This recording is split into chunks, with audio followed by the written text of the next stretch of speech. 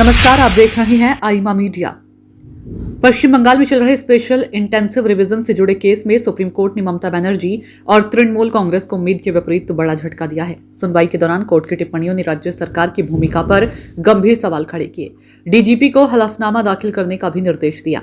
पश्चिम बंगाल की मुख्यमंत्री ममता बनर्जी और उनकी पार्टी तृणमूल कांग्रेस की ओर से एसआईआर को रोकने की मांग करने वाली याचिका पर सुप्रीम कोर्ट ने सोमवार को काफी सख्त टिप्पणी की। कोर्ट ने कहा कि हम किसी को भी एसआईआर प्रक्रिया में बाधा डालने की अनुमति नहीं देंगे। राज्य को यह बात स्पष्ट हो जानी चाहिए। बंगाल में विधानसभा चुनाव 2026 से पहले स्पेशल इंटेंसिव रिवीजन की प्रक्रिया चल रही है।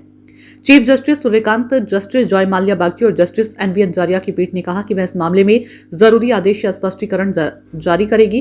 पीठ ने पश्चिम बंगाल में एसआईआर प्रक्रिया को लेकर दायर याचिकाओं पर सुनवाई के दौरान ये टिप्पणी की। इनमें ममता बनर्जी की याचिका भी शामिल है। ममता बनर्जी ने एसआईआर के दौरान वोटर लिस्ट से बड़ी संख्या में लोगों के नाम हटाने की आशंका जताई थी।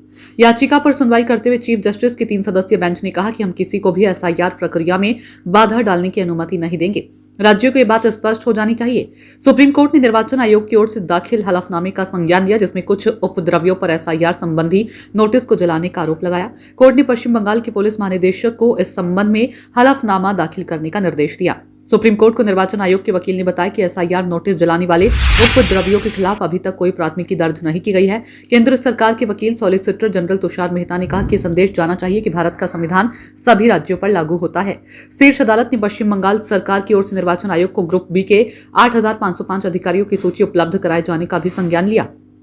कहा कि इन अधिकारियों को एसआईआर प्रक्रिया में प्रशिक्षित और नियोजित किया जा सकता है। पीठ ने स्पष्ट किया कि मतदाता सूची में संशोधन के सिलसिले में अंतिम निर्णय हमेशा मतदाता सूची बनाने वाले अधिकारी ही लेंगे। अफसरों की नियुक्ति और उनकी कामकाज चुनाव आयोग तय करेगा। सुप्रीम कोर्ट ने यह भी कहा कि इन 8,505 अधिकारियों की नियुक्ति का तरीका और कामकाज निर्वाचन आयोग तय करेगा।